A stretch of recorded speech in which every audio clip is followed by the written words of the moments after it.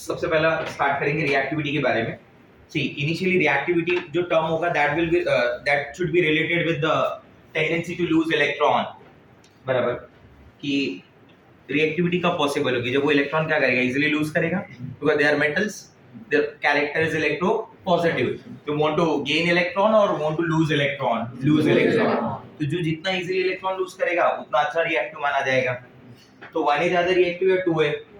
1A obvious है। 1A में भी क्या होगा, when you move down the group the ionization enthalpy goes on decreasing, मतलब they give electron easily, तो लिथियम से सीजियम की तरफ that reactivity goes on increasing, lithium से caesium the reactivity goes on increasing। तो ये तो इन जनरल रिएक्टिविटी हो गई, ठीक है।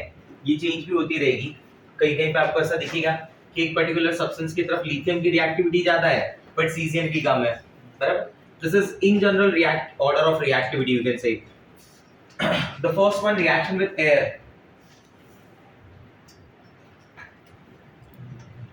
रिएक्शन विद एयर, जब यहाँ पे एयर का बात हो रहा है ना, तो बेसिकली एयर के दो ही मेन कंपोनेंट है, oxygen gas and nitrogen gas, बराबर। अगर ऑक्सीजन गैस होगा तो dry form of oxygen gas, कैसा ड्राई फॉर्म, मॉइस्ट नहीं होना चाहिए, ऐसा बोल रहा हूं मैं, मॉइस्चर नहीं होना चाहिए वरना रिएक्शन अलग हो जाता है।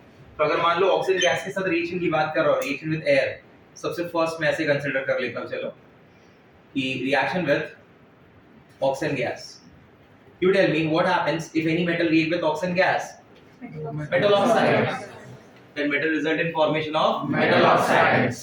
अब 1E के बारे में बात करेंगे ना, तो lithium it give oxide. The formula given for the oxide is Li2. Oxide ion का formula क्या होता है? O-2. मैंने आपको ये सारे आयन बताए। O-2 is oxide ion. O2-2 is peroxide ion. H2O2 if you remember. Ne2O2, ठीक है। And O2-1 is superoxide ion. हम लोगों ने डिफरेंसेस भी पढ़े between peroxide ion and superoxide ion, ठीक है। तो रिएक्शन विद ऑक्सीजन में अगर आप बात करोगे ना, तो lithium it give oxide, sodium it give peroxide, whereas potassium, rubidium, cesium they give their superoxides, KO2, RbO2 and CSO। आया समझ में? ऑक्साइड आयन लिथियम के साथ बन रहा है, पेरोक्साइड आयन सोडियम के साथ आ रहा है, पोटेशियम रुबिडियम किसके साथ आ रहा है, सीजियम सुपरऑक्साइड के साथ। ये ऑलरेडी मुझे याद भी होना चाहिए, अगर आपको याद हो तो ये हम लोगों ने पढ़ा है, नेहा बसरा अगर याद हो तो। नेहा बसरा का मतलब क्या बताया था? नेहा बसरा क्या है? Na sodium, H is hydrogen, B is barium और strontium. These are the only four elements which give you peroxides। तो जिसमें से सोडियम तो इधर आ गया, स्ट्रोंशियम और बेरियम कहाँ के हो गए? ग्रुप 2 के हो गए ना, बराबर। ग्रुप 2 में देख लो, ग्रुप 2 में बेसिकली ना beryllium, magnesium, calcium gives oxide, ठीक है। इसका ऑक्साइड का फार्मूला होता है MO। MO is the formula for oxide, whereas strontium and barium can give you peroxide। Strontium अगर होगा तो SrO2 मिलेगा और बेरियम होगा तो BaO2, ठीक है। तो पहले ये कंफर्म कर लेना कि कौन कौन ऑक्साइड दे रहा है, कौन पेरोक्साइड दे रहा है और कौन सुपर ऑक्साइड। सुपर ऑक्साइड में तीन ही एलिमेंट है, याद है? करिश्मा, तीन ही एलिमेंट, कौन? करिश्मा, K, Rb और CS। अरे नहीं याद है? बताया मैंने ये तुमको। K यानी कौन? Kalium, that is potassium, rubidium, cesium। These are the three elements which give peroxides।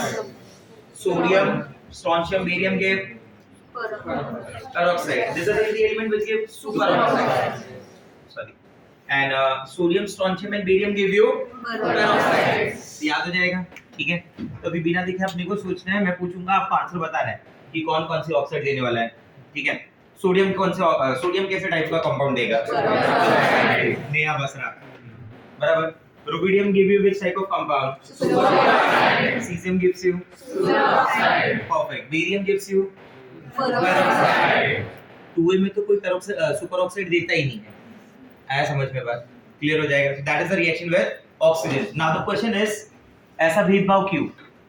Why one element give oxide, why other element give peroxide, बराबर, and few of them give superoxides? Reason is it all depends on their size of cation। जो cation का size smaller है ना, lithium, जैसे oxide ion छोटा ion है, peroxide ion उससे बड़ा है, सुपर ऑक्साइड आयन उससे भी बड़ा है, तो smaller cation smaller cation, it stabilizes with the smaller anion. Intermediate cation stabilizes with the intermediate anion, whereas the larger cations are stabilized by the larger anions. तो अगर कोई पूछे तो it's all about the stability, lattice का concept है, ठीक है। दूसरा क्वेश्चन यहाँ पे क्या पूछ सकता है मालूम है आपको? ऐसा क्वेश्चन पूछेगा कि find out the oxidation number of oxygen in KO2। Find out the oxidation number of oxygen in KO2, ठीक है। ये तो तुम्हें इजीली आ जाएगा, बराबर। KO2 में कौन फिक्स है? K फिक्स है ना। पोटेशियम कौन से ग्रुप को बिलोंग करता है? Group number 1, and group number 1 always carry a charge of +1। If K is +1 then O2 should be -1। I repeat, if K is +1 then O2 should be -1। K is +1 O2 should be -1। K is +1 O2 should be -1। So what would be the oxidation number of oxygen? Come on, oxidation number of oxygen क्या हो जाएगा? -1/2। नहीं समझा? O2 के ऊपर -1 है ना। If you consider this oxygen as X, तो कितना x हो गया? 2x +1 + 2x = 0। 1 तिकडे गेला तर -1, 2x = -1, x is -1/2 ना गाइस। तो ऐसा क्वेश्चन को बना सकते हैं, ठीक है। तो ये तब होगा, ये सिनेरियो तब रहेगा जब ऑक्सीजन गैस कैसा है? Dry form of oxygen gas है। कैसा है? Dry form. ड्राई फॉर्म मतलब बोलने का मतलब है एयर मॉइस्ट फॉर्म में भी रहता है ना। तो ये जो ऑक्साइड्स है ना, दे फर्दर, अगर मॉइस्चर होगा, so don't you think that oxide further react with the water? What happens if any oxide react with the water? Hydroxide। अब यही मान लीजिए कि आपके पास जो सोडियम ऑक्साइड बना, ठीक है, लिमिटेड क्वांटिटी थी सोडियम ऑक्साइड बना, दैट सोडियम ऑक्साइड अगर वो कभी ऐसा बोले sodium plus limited supply of oxygen gas, so in that case it result in formation of only oxide, हाँ, पेरोक्साइड बनाने के लिए ऑक्सीजन का कंटेंट ज्यादा हो गया ना। आपको ऐसे नहीं दिखा? योर मेटल एंड ऑक्सीजन का ratio is 2:1। Here metal and oxygen का ratio is 1:2। Here metal and oxygen का रेशियो is 1:2। बराबर। अगर ऑक्सीजन ज्यादा होगी तभी पेरोक्साइड बन पाएगा। ऑक्सीजन की अगर सप्लाई लिमिटेड है तो that result in formation of sodium oxide. तो अगर उसने कुछ नहीं बोला है मतलब पेरोक्साइड है। बट अगर कभी उसने ऐसा मेंशन किया क्वेश्चन में कि sodium with limited supply of oxygen gas, sodium with limited supply of oxygen gas, so that will give you sodium oxide। जैसे आपने स्कूल में कभी पढ़ा हो कि कार्बन का कंबशन हो रहा है विद कंबशन, यू नो ना, reaction with oxygen gas with limited supply of oxygen gas, in that case it result in formation of monoxide। but what if it is in excess? Carbon dioxide. फर्क पड़ा ना। But अगर मैं तुमको normally पूछ लूं कि what happens when carbon react with oxygen gas, तो your answer is carbon dioxide, क्योंकि हम लोग कैसा भरोसा करते हैं कि एक्सेस में है मतलब सफिशिएंट है। आया समझ में? कम है तो तुम बताओ ना कम है बाबा, समझा मेरा बात? क्लियर हुआ? तो अगर मान लो मेरे पास कोई ऑक्साइड है, that oxide react with water, if there is moisture then immediate it result in formation of what? Hydroxide. Sodium oxide है, it react with water, it will give sodium hydroxide. समझे मेरी बात को? ठीक, देखिए तो alkali metal get tarnish in air, वो colour changes जैसा रिएक्शन हो जाता है ना वैसा in air due to the formation of oxide at their surfaces, hence they are kept in kerosene or paraffin wax। These elements react with moist air to form carbonates also।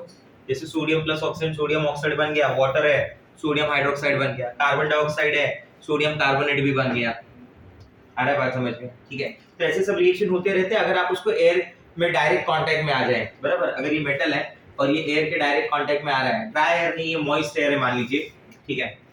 चलो मैं यहाँ पे ऐसे करके बता देता हूँ कि अगर मॉइस्ट एयर की फॉर्म है, बराबर, तो क्या क्या पॉसिबिलिटी हो सकती है।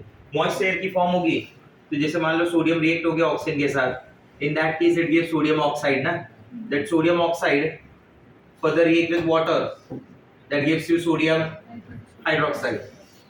अब देखो NaOH और CO2 है, लॉजिक को समझो जरा। NaOH का नेचर कैसा होता है? बेसिक ना, और CO2 का नेचर क्या है? Acidic. Carbon dioxide is acidic, NaOH is basic. That immediate react, acid base की रिएक्शन होगी, that result in formation of salt and water. Salt की फॉर्म क्या है? कार्बोनेट, बराबर। Such kind of salts are called carbonate salt ना, this are the carbonates. आया समझ में? क्या बोलेंगे उसे? कार्बोनेट। तो NaOH plus CO2 that result in formation of Na2CO3 along with water। समझ गए बात? ठीक है। When these metal oxides, तो मैं इसी को थोड़ा इन जनरल कर रहा हूँ for 1A group element basically 1A के लिए कि ये जो मेटल ऑक्साइड जो है मेरे पास when they react with water, when these metal oxide react with water, they produce their hydroxides. They produce their hydroxides. This hydroxides acts as a base. This hydroxides acts as a base. ये जो hydroxide होते हैं basic nature के होते हैं ना, तो base है तो इसलिए वहां पे वाटर के प्रेजेंस में, इसलिए मैंने उसको कैसे फॉर्म में लिखा M++OH-। अब मान लीजिए अगर M2O2 है, क्या है मेरे पास बोलो M2O2, so that M2O2 further react with water. Now it is in which form? Peroxide form ना, Na2O2 की तरह है ना peroxide form, बराबर? That M2O2 further react with water, that also give you hydroxide along with hydrogen peroxide. Along with hydrogen peroxide. But remember one thing, ऐसे cases में that water should be cold. Cold मतलब room temperature का water होना चाहिए. अगर आप hot water use करेंगे तो हॉट वाटर की रिएक्टिविटी ज्यादा होती है ना, पर आपको याद है कि हाइड्रोजन पेरोक्साइड ना स्टेबल कंपाउंड नहीं होता, अनस्टेबल होता है. हाई टेम्परेचर हुआ इमीडिएट डिकम्पोज होगा. याद है एरो पे ऐसा लिखा था हीटिंग का साइन, बराबर, डिकम्पोजिशन में कि if you heat that H2O2, बराबर, तो क्या होगा, डिकम्पोज होना चालू होगा.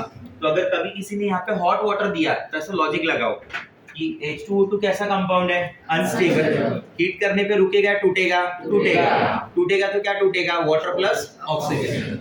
ठीक है, बट अभी के लिए तो यहाँ पे हम H2O2 ही लिख के चलेंगे. Okay, but if any super oxide is there, but if any super oxide is there, then MO2 will react with water, that result in formation of the hydroxides plus H2O2 along with the oxygen gas.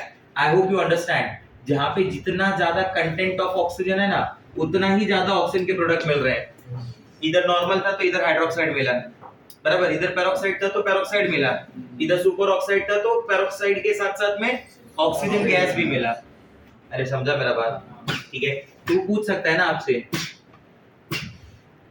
Question, समझा क्या बन सकता है, बात समझ में आ रहा है? क्वेश्चन क्या बन सकता है बताओ?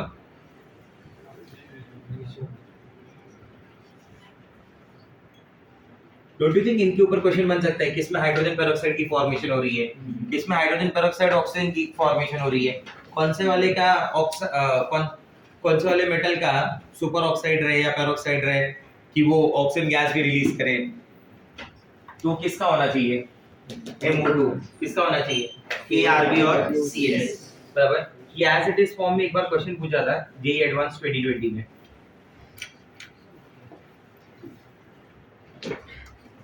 तो क्वेश्चन अच्छा है, अब समझेंगे तो आपको पता चलेगा. ये मेटल लिथियम है, ये मेटल सोडियम है, और ये क्या हो गया मान लीजिए KRB और CS, मतलब जो भी उस फॉर्म में पेरोक्साइड सुपर ऑक्साइड बना पा रहे हैं. क्लियर हो ये बात? ठीक है. अच्छा, ये तो आगे हम लोग डिस्कस करने वाले हैं अभी थोड़ी देर में. ये समझ गए? क्लियर है ये? चलिए आगे बढ़ते हैं. नेक्स्ट, ये वो सब दिया है कि लिथियम ऑक्साइड बना रहा है, सोडियम पेरोक्साइड बना रहा है, KRB और CS क्या बना रहे हैं, सुपर ऑक्साइड. यहाँ पे कैल्शियम इग्नोर कर देना, ठीक है, कैल्शियम नहीं है उधर.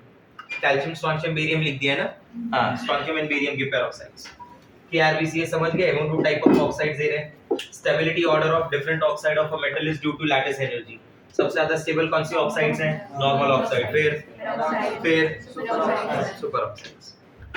मैंने आपको पहले भी बोला होगा कि पेरोक्साइड के जो कंपाउंड होते हैं उनकी स्टेबिलिटी इतनी ज्यादा नहीं. ठीक है, नेक्स्ट. अच्छा, इमीडिएट आप इसके ऊपर ना अपन एयर में ना ये दूसरा वाला भी डिस्कस कर लेते हैं, reaction with nitrogen gas. You tell me what happen if any element react with nitrogen gas. जैसे ऑक्सीजन के साथ वो ऑक्साइड बनाता है ना, वैसे नाइट्रोजन के साथ वो अपने नाइट्राइड बनाते हैं. ऑक्साइड मतलब समझता है ना, कौन सा आयन, O-, बराबर. तो ऐसे नाइट्रोजन गैस के साथ जब रिएक्शन होती है तो कंपाउंड बनता है नाइट्राइड. क्या कंपाउंड बनता है, नाइट्राइड. और नाइट्राइड का चार्ज होता है N-3.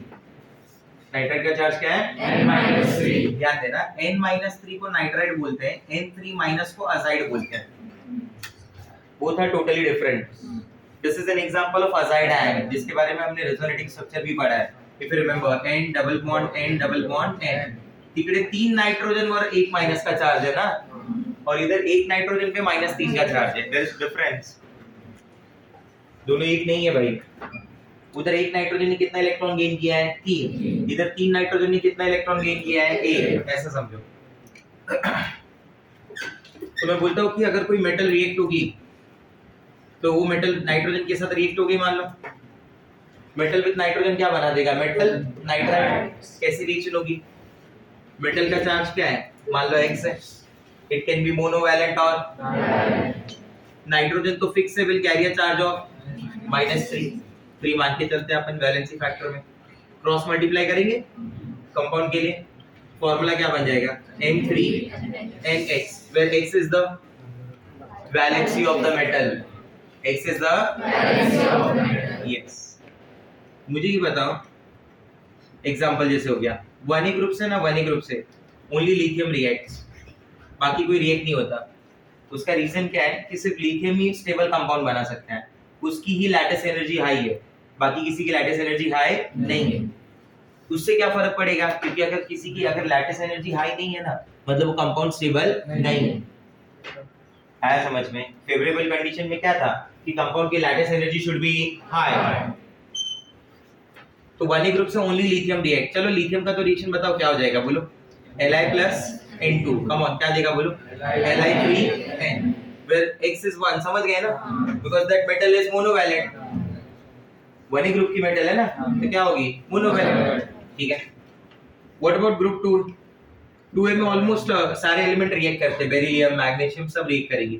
मान लो बेरिलियम रिएक्ट कर दिया, बेरिलियम प्लस नाइट्रोजन क्या बन जाएगा बोलो, Be3N2, एक समझा 2 आ गया, इसको क्या बोलेंगे beryllium nitride, when nitrogen carry a charge of -3, beryllium carry a charge of +2 into 3 -3 into 6 cancel हुआ रहेगा, बराबर।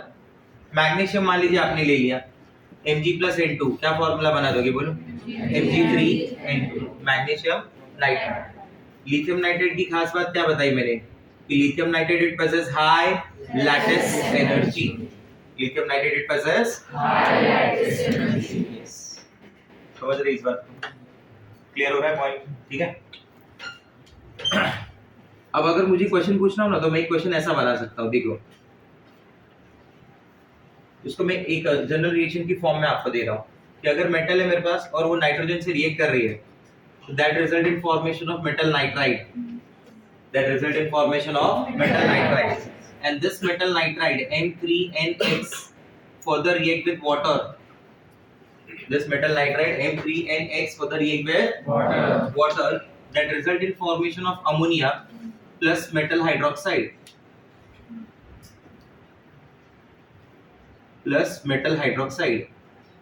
आया समझ में? तो अभी रिएक्शन कैसे बन गई देखो, ऐसे Li+N2 give Li3N, that Li3N further react with water give ammonia, hydrolysis की रिएक्शन ये तुमने ऑलरेडी पढ़ी हुई है एक बार, समझा मेरा बात, ठीक है। तो that is the reaction with nitrogen gas, जो आगे है अपन ने भी डिस्कस कर लिया।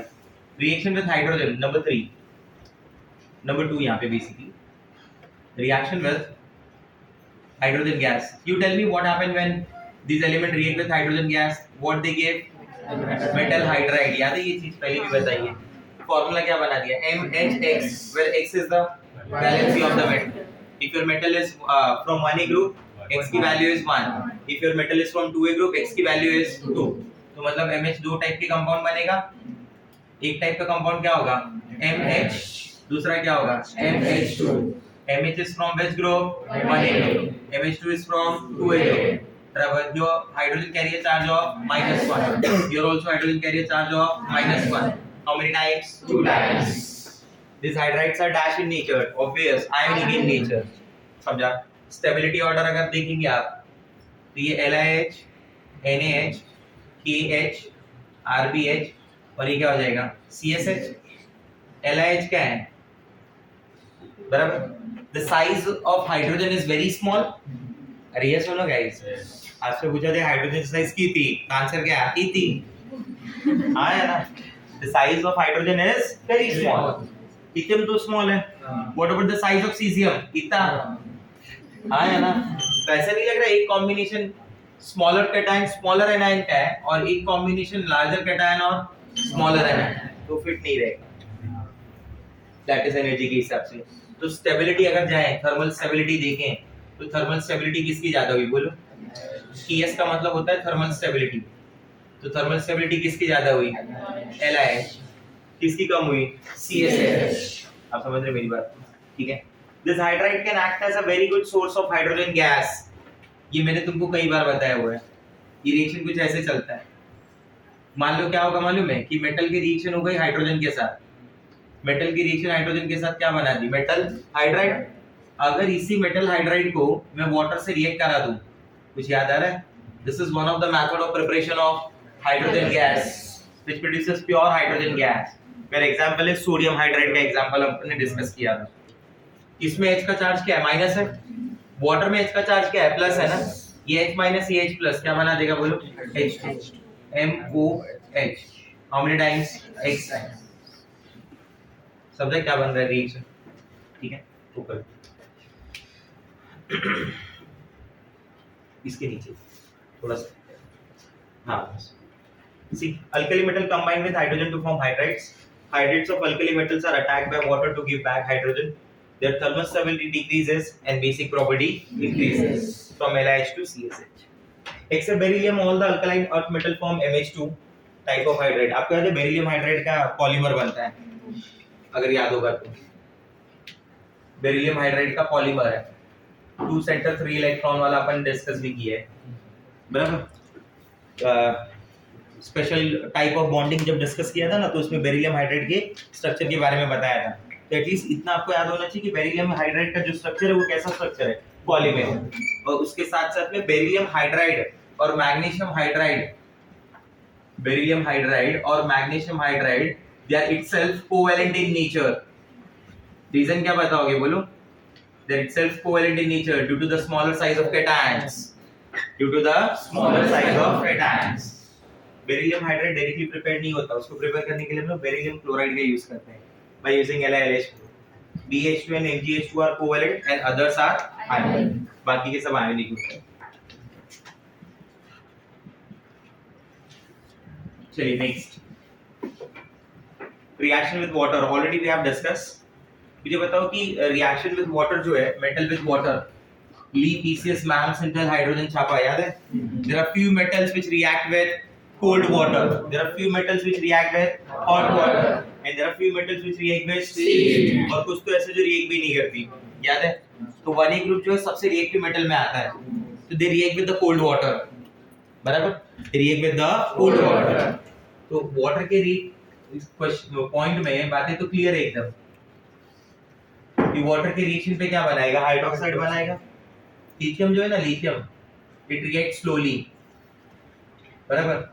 Sodium it react vigorously, whereas KRBCS की अगर बात करेंगे तो they react explosively to produce their hydroxides, मतलब down the group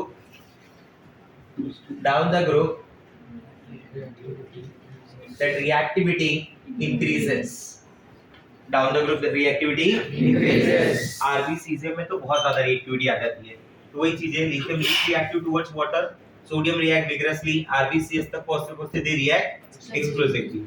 एंड कोई भी ऑक्साइड होगा जब वो वाटर से रिएक्ट करेगा तो क्या बनाता है? हाइड्रोक्साइड। तो ऑब्वियस बात, समझा? उस तरफ देखते हैं कि उस तरफ क्या है। बेरिलियम जो है ना, beryllium, there is no reaction with beryllium. Magnesium जो है, याद है आपको मैग्नीशियम कौन सी लिस्ट में आता है? ली पीसीएस जो था ना, ली पीसीएस, they react with cold water. मैम्स हॉट वाटर, इंटेल मैग्नीशियम, एल्यूमिनियम, मैग्नीज, जिंक। आया ना मैग्नीशियम इधर? तो मैग्नीशियम रिएक्ट विद बाकी के जो है calcium, strontium, barium, they react with the normal water. मतलब इधर भी क्या हो रहा है? Down the group that reactivity increases. Basic nature क्या होगा हाइड्रोक्साइड का? बेसिक नेचर ऑफ हाइड्रोक्साइड बढ़ेगा या कम होगा बोलो? बढ़ेगा। KLiOH हो गया, NaOH, KOH, RbOH, CSOH। सबसे ज्यादा बेसिक किसको माना जाएगा बोलो? CSOH। समझा? रूल वही चलेगा कि डिसोसिएशन इजीली हो जाएगा। कैसे डिसोसिएशन इजीली होगा? सीजियम आयन काफी बड़ा होगा ना, OH माइनस आयन छोटा होगा रिलेटिवली, तो ऐसे आयन में डिसोसिएशन इजीली होता है, ऐसे आयन का डिसोसिएशन इजीली होता है, तो इसलिए बोलते हैं कि उसमें बेसिक नेचर क्या होगा, ज्यादा होगा। समझा मेरा बात? Next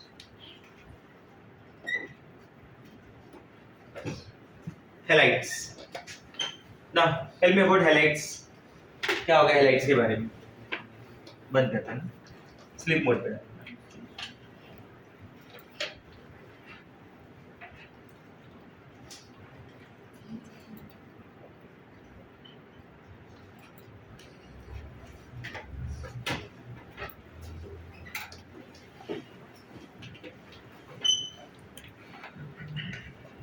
Reaction with halogens. What happen when metal react with halogen? Tell. Metal अगर हैलोजन के साथ रिएक्ट होगा तो क्या बनाएगा? मेटल हैलाइड बनाएगा, बराबर। ये मेटल हैलाइड दो टाइप की हो सकती है, या तो MX हो सकता है या तो MX2 हो सकता है। MX is for 1A group, MX2 is for 2A group. Basically इनका जो नेचर होता है वो कैसा नेचर होता है? आयन, बराबर। But some of them show covalent nature also. एक रूल पढ़ाया था, एक प्रिंसिपल पढ़ाया था जिसका नाम था Fazan principal.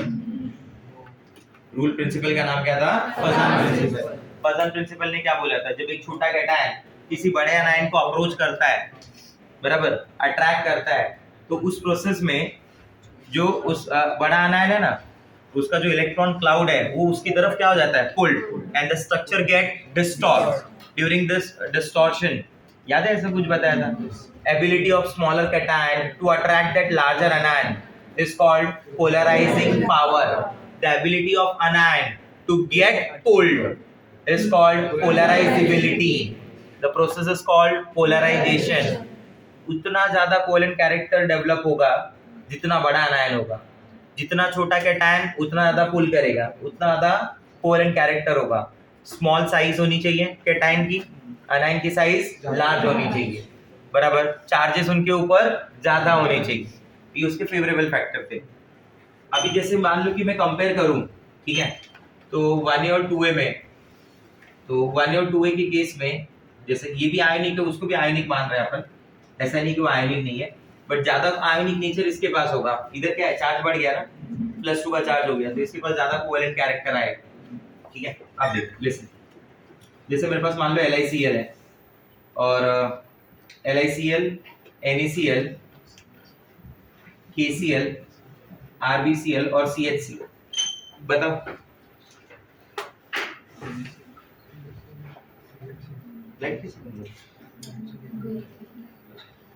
LiCl, NaCl, KCl, RbCl और CHCl।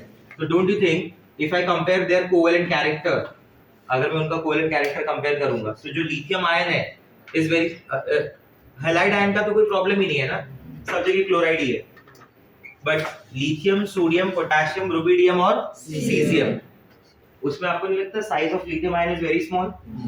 सबसे छोटा कैटायन होगा, सबसे ज्यादा पोलराइजिंग पावर लिथियम आयन का, सबसे ज्यादा पोलराइजिंग पावर लिथियम आयन, तो लिथियम आयन ज्यादा अच्छा होल्ड करेगा, अट्रैक्ट करेगा। व्हाट यू से, यस और नो? ठीक है, तो लिथियम के पास मैं क्या बोलूंगा कि इसके पास मैक्सिमम कोवेलेंट कैरेक्टर डेवलप होगा। व्हाट डू यू से, यस और नो? अब समझो मैं क्या बोलना चाहता हूँ, ठीक है। चलिए, अगर मैंने आपको ऐसे पूछ लिया LiCl, LiBr और LiI, ऐसे ऑप्शंस दिए, किसमें कोवेलेंट कैरेक्टर ज्यादा डेवलप हो रहा है? LiI। What is the reason? The size of iodide ion, size of iodide. सारे कैटायन की साइज का तो डिफरेंस ही नहीं है ना, डिफरेंस किस बात का है? हाँ, तो size of I- is very large ना, बराबर। तो मैं क्या बोलूंगा कि LiI सबसे ज्यादा होगा, उसके बाद LiBr और उसके बाद LiCl।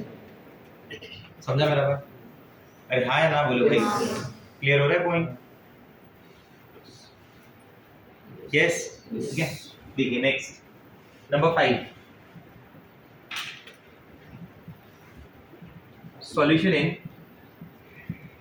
liquid ammonia. Almost every metal from S block get dissolved in liquid ammonia.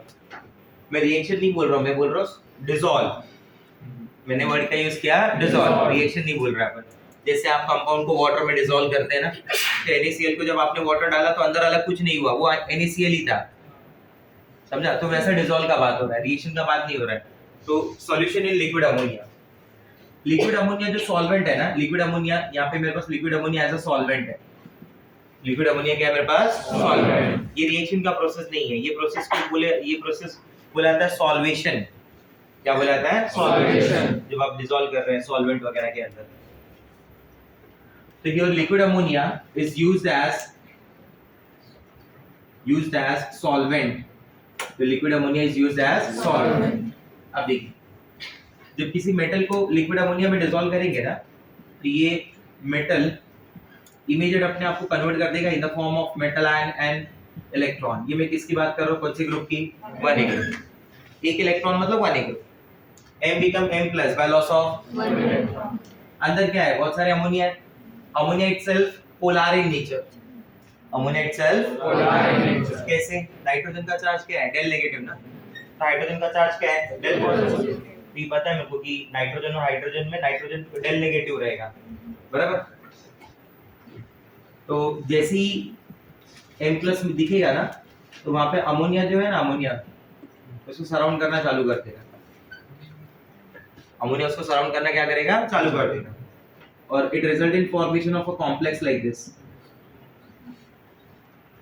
मान लो there are x ammonia molecules.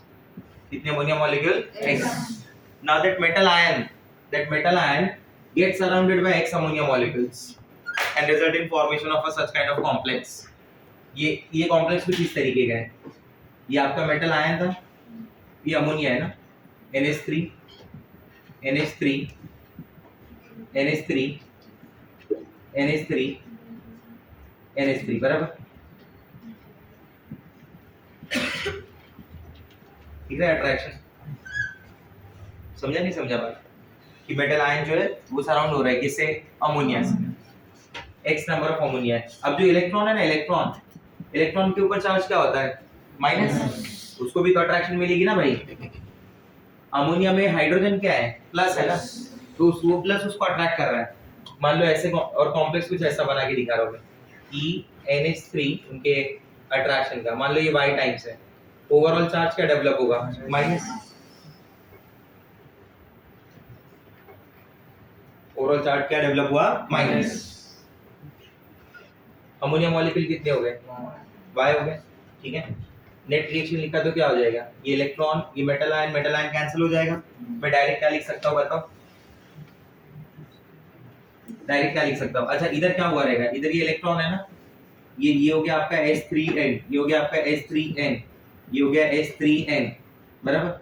ये हो गया H3N, ये हो गया H3N। देखो अट्रैक्शन आ जाएगी। समझ आ रहा है बात? कि प्रोसेस को क्या बोलेंगे? Solvation. What it is called? Solvation. कि when metal is dissolved in ammonia, metal किस फॉर्म में आ गई? Metal ion and electron, and these metal ion and electron get surrounded by ammonia molecules। These metal ion and electron get surrounded by ammonia molecules।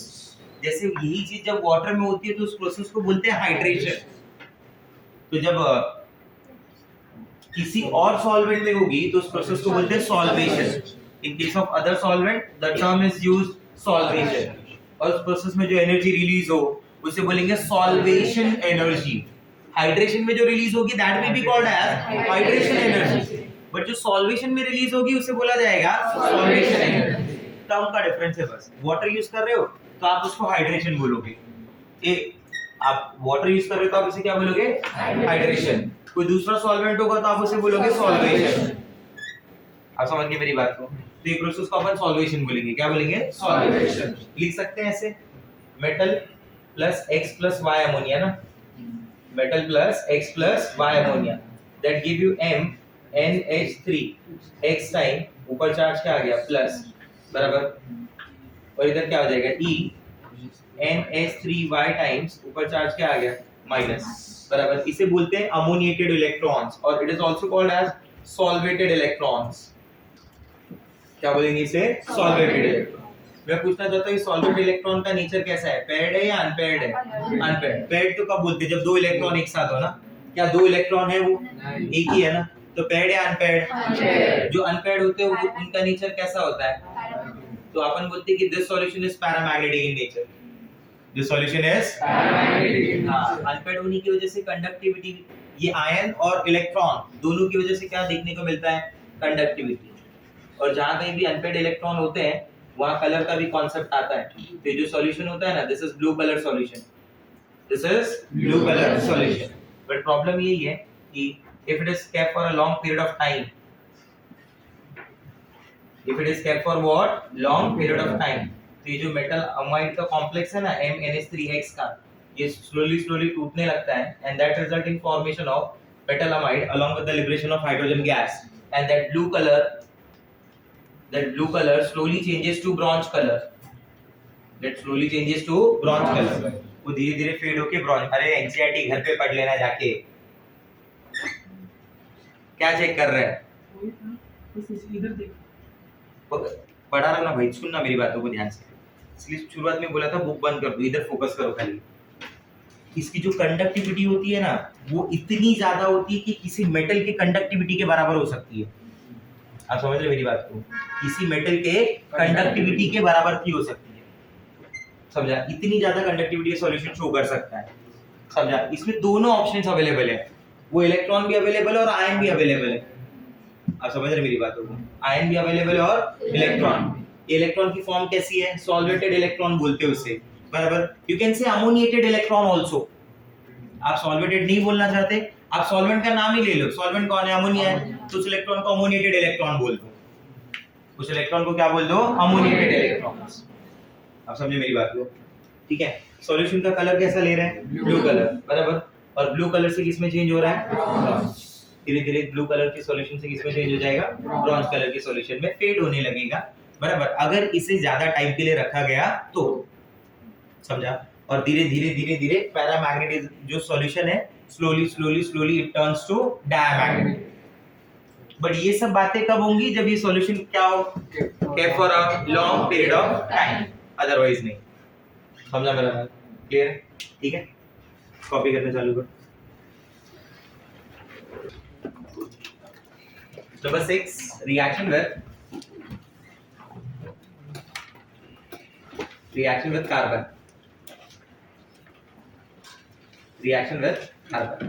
ऐसे तो मैं heading बता सकता था, reaction with non metals, sulphur के साथ, selenium के साथ, सबके साथ ये रिएक्ट होते, कहीं ना कहीं रिएक्शन दिखेंगे। बट फिर वो क्या, बहुत सारा रिएक्शन हो जाएंगे और वो अननेसेसरी। मतलब तुम्हें पता है कि sodium react with sulphur give sodium sulphide, समझा? तो वो सब रिएक्शन करने की जरूरत नहीं है।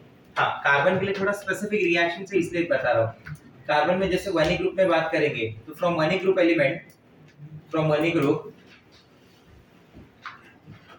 Only lithium reacts with carbon, only lithium reacts with carbon. बाकी कोई कार्बन के साथ डायरेक्टली रिएक्ट नहीं होता। मतलब अगर मैं बोलूं कि लिथियम प्लस कार्बन, तो यही डायरेक्ट पॉसिबल है।